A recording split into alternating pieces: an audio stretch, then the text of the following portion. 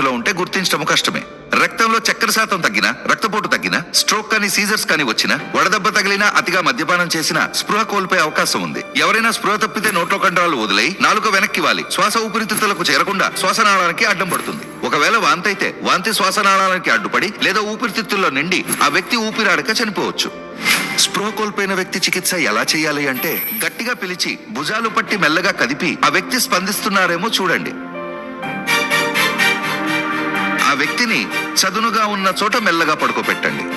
స్పృహ కోల్పోయిన వ్యక్తి చేత మంచినీళ్లు తాగించకండి. ఆ వ్యక్తి స్పందించకపోతే సాయం కోసం ఎవరినైనా పిలిచి అత్యవసర సేవల కోసం G1 యాప్ ఉపయోగించండి. ఆ వ్యక్తి మెడ పైకి వంచి శ్వాస ఆడుతుందా లేదా పరీక్షించండి. ఆ వ్యక్తి ఊపిరి తీసుకుంటూ ఉంటే వారిని యూనివర్సల్ రికవరీ పొజిషన్ లో పడుకోబెట్టండి. ఎడమ చేతిని శరీరానికి లంబంగా ఉండేలా చూడండి. కుడి చేతి వెనుక భాగం చెంప కిందకి వచ్చేలా మడవండి. కుడి మోకాలు మడిచి ఆ వ్యక్తిని జాగ్రత్తగా పక్కకి దొరలించండి.